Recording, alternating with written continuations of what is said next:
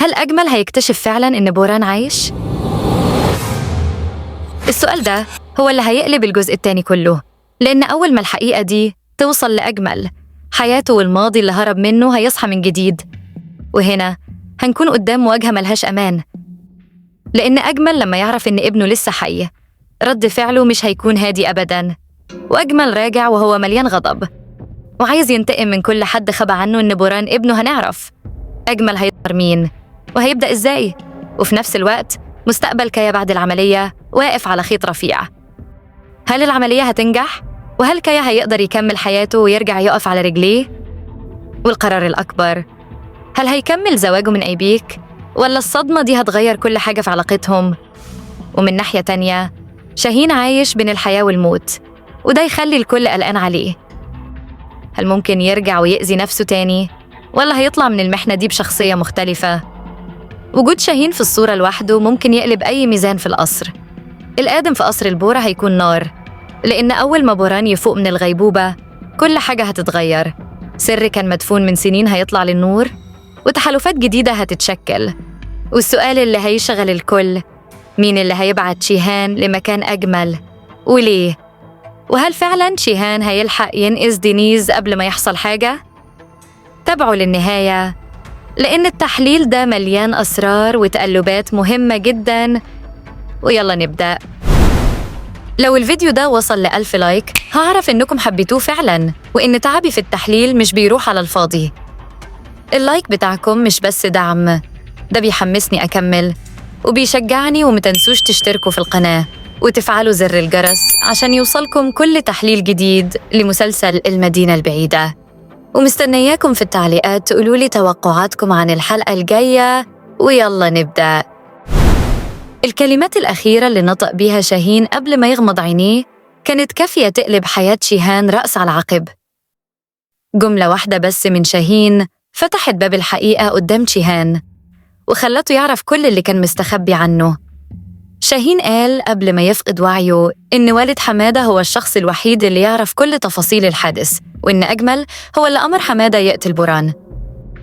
الجملة دي كانت الصدمة اللي شيهان مستناش يسمعها، لأنها مش بس بتكشف المجرم، لكنها بتكشف سلسلة أسرار ضخمة مستخبية. بعدها بدقايق قدر يوصل للفيديو اللي فيه تحريض حمادة على قتل بوران.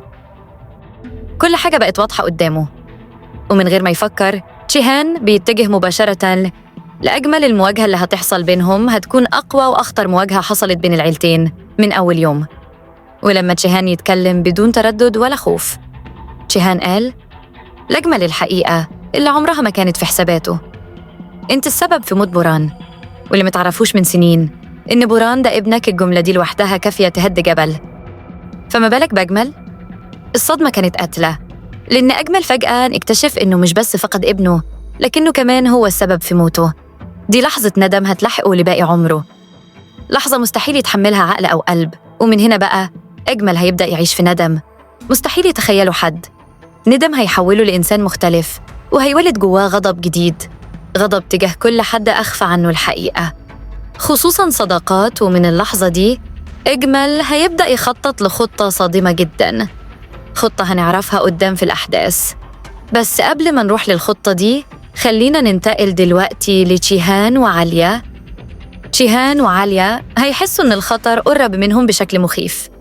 اللحظة اللي أجمل يعرف فيها السر هتكون بداية مرحلة جديدة ومتوترة جداً في القصر، لأن أجمل بعد الصدمة مش هيبقى إنسان ثابت ولا متوازن، هيبقى شخص ممكن يعمل أي حاجة من غير ما يرجع لعقله. الخوف الأكبر هيكون على دينيز، لأن أجمل هو جده، ومعرفته بالحقيقة هتخليه يتصرف بطريقة غير متوقعة.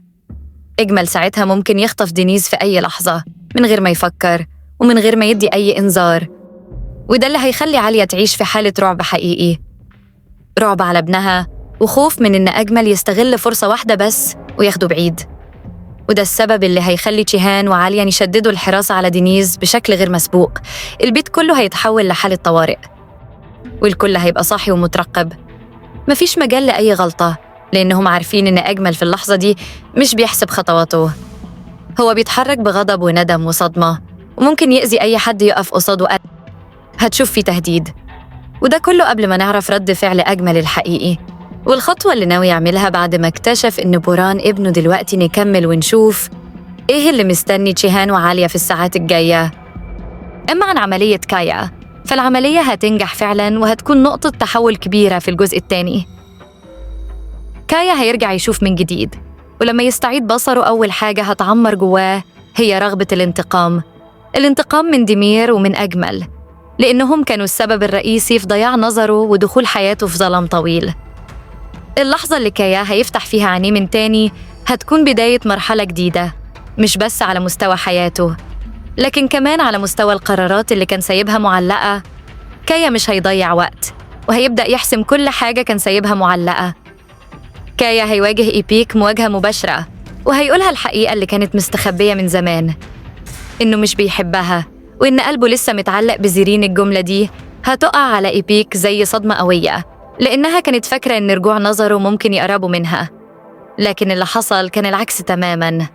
ومع اعتراف كايا، علاقة إيبيك بيه هتتقفل خلاص، وجودها في الأحداث هيبدأ يقل.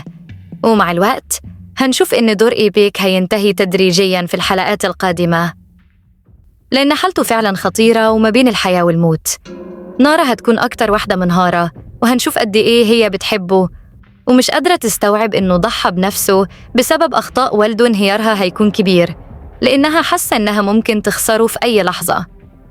مع تطور الحالة، شاهين هيبدأ ياخد قرارات جديدة، قرارات هتغير جزء كبير من شخصيته وعلاقاته، خصوصاً بعد ما قرب يشوف الموت بعينه. اللحظة دي هتعمل نقطة تحول حقيقية في حياته، وفي الوقت ده تشيهان هيتدخل وياخد قرار مهم جداً. قالوا ينقلوا شاهين لقصر البورة علشان يتعالج ويتابعوا حالته بعيد تماماً عن أجمل. تشيهان مش بس خايف عليه من تهديدات أجمل، لكن كمان خايف شاهين يأذي نفسه من تاني بعد اللي مر بيه. الخطوة دي من تشيهان هتكشف قد إيه هو بيحب شاهين وفعلاً بيعتبره أخ ليه، مش مجرد شخص من العيلة. ووجود شاهين في قصر البورة هيبدأ يغير توازن العلاقات.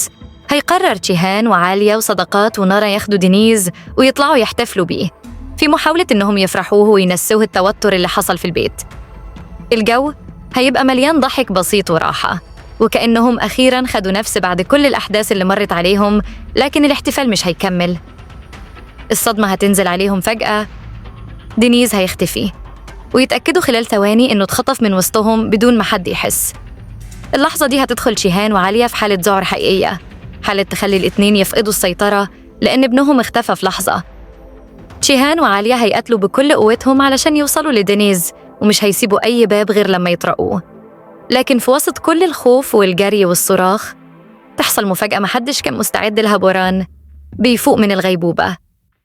المشهد ده قلب الأحداث بالكامل، رغم إن قلوبهم محروقة على دينيز، إلا إن رؤية بوران وهو بيفتح عينيه بتعمل خليط غريب من الصدمة والفرحة.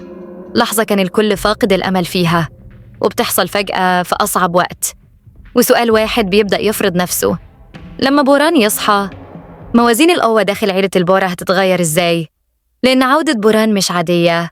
هو الوحيد اللي يعرف مخابئ أجمل، أماكنه السرية والطرق اللي بيهرب منها، وده اللي هيغير كل حاجة في اللحظة اللي الكل بيدور فيها على دينيز.